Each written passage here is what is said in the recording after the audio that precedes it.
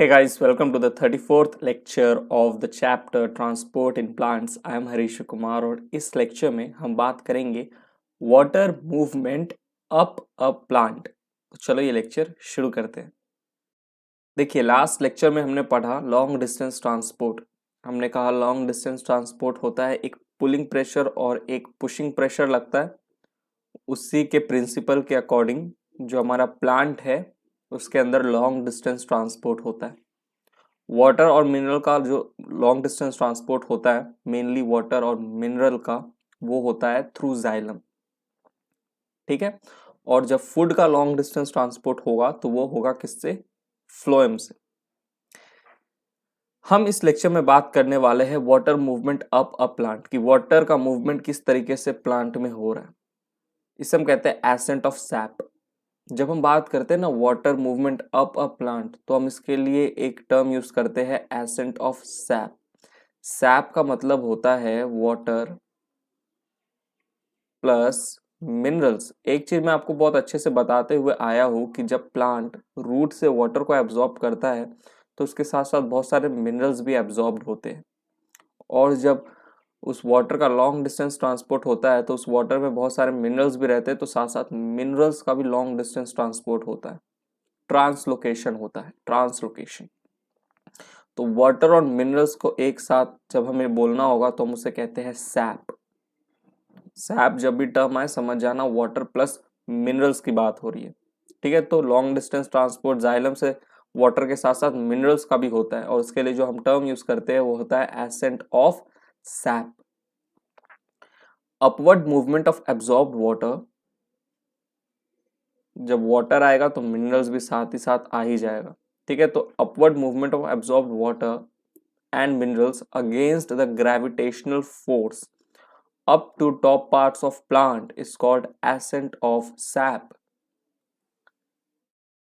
Water का transport long distance transport ऊपर की तरफ होने वाला है। ठीक है, अपवर्ड मूवमेंट, ग्रेविटेशनल फोर्स नीचे की तरफ लगता है, आपको पता है ग्रेविटेशनल फोर्स, फिजिक्स के स्टूडेंट आप फिजिक्स तो पढ़ते होंगे। तो अप, वाटर का movement up, gravitational force down, तो against the gravitational force upward movement हो रहा है। ठीक है, एब्जॉर्ब्ड वाटर और मिनरल्स का to the top part of plant, इसे हम कहते हैं एसेंट ऑफ सैप, यानी कि बेसिकली ट्रांसलोकेशन ऑफ सैप। ठीक है, और ट्रांसलोकेशन ऑफ सैप जो होता है वाटर प्लस मिनरल वो किससे होता है? Takes place by xylem. Xylem से होता है। ठीक है, अब ये तो मैंने बोल दिया, सामने लिखा हुआ भी है।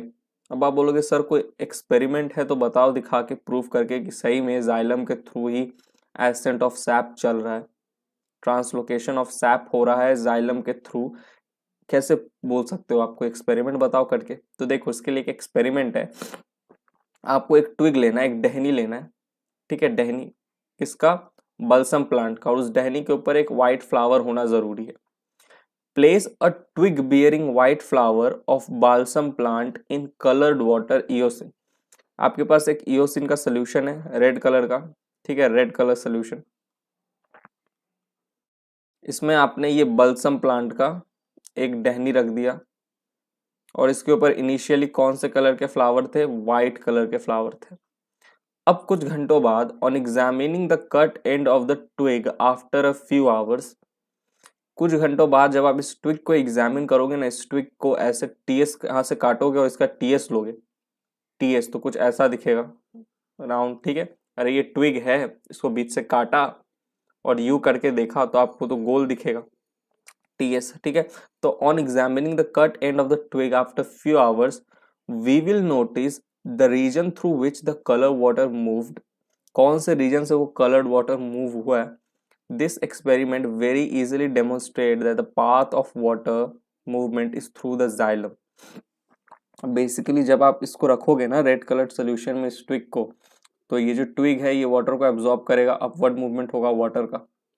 ठीक, अब आपको पता करना है कि वाटर का मूवमेंट जाइलम से ही हुआ है, तो आप इसको बीच से काटो तो आपको ये जो जाइलम वेसल्स है ना ये रेड कलर के दिखाई देंगे, क्योंकि इनसे रेड कलर का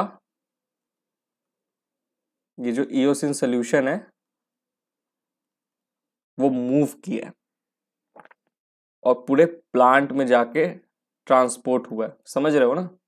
इसीलिए आपको जाइलम वेसल किस तरीके के दिखाई देंगे, रेड कलर के, क्योंकि जाइलम वेसल से होते हुए ही ये रेड जो सोल्यूशन हमारा उसका मूवमेंट हुआ है, ट्रांसलोकेशन हुआ है।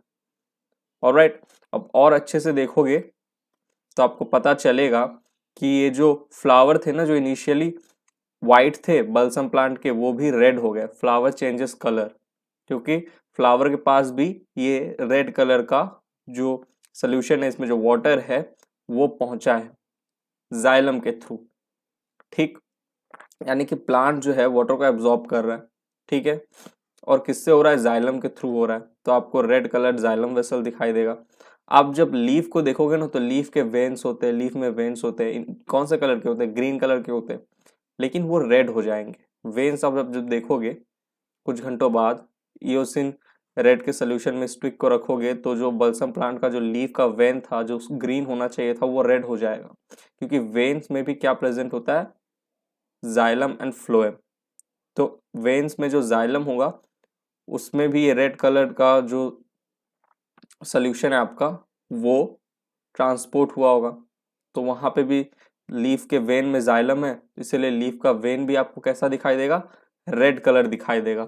तो इससे प्रूव होता है कि जो ट्रांसलोकेशन हो रहा है वाटर प्लस मिनरल्स का, वो जाइलम के थ्रू ही हो रहा है। ठीक है, तो इसके लिए ये पूरा का पूरा एक एक्सपेरिमेंट है। ये छोटा सा लेक्चर है, इस लेक्चर में मुझे बस आपको यही समझाना था कि जाइलम से ही ट्रांसलोकेशन होता है वाटर एंड मिनरल्स का। ठीक है, अपवर्ड मूवमेंट होता है। आई होप आपको ये लेक्चर अच्छे समझ में आ गया होगा। नेक्स्ट लेक्चर में हम बात करेंगे mechanism of ascent of SAP. बहुत सारे कुछ कुछ टर्म्स है, उसके बारे में हम जानेंगे और फिर अच्छे से पूरा का पूरा मैकेनिज्म समझेंगे। अभी तो बस हमने ये समझा कि जाइलम के थ्रू ट्रांसलोकेशन हो रहा है, किस तरीके से हो रहा है, उस एसेंट ऑफ सैप का जो ट्रांसलोकेशन है सैप का वाटर प्लस मिनरल्स का, उसका मैकेनिज्म क्या है, वो हम समझेंगे अगले लेक्चर में।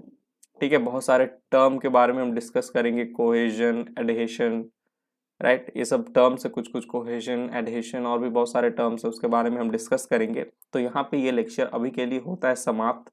आई होप आपको ये लेक्चर अच्छे से समझ में आया होगा। तो मिलते हैं अब आपसे next lecture of transport in plants के, तब तक के लिए bye, thank you, take care.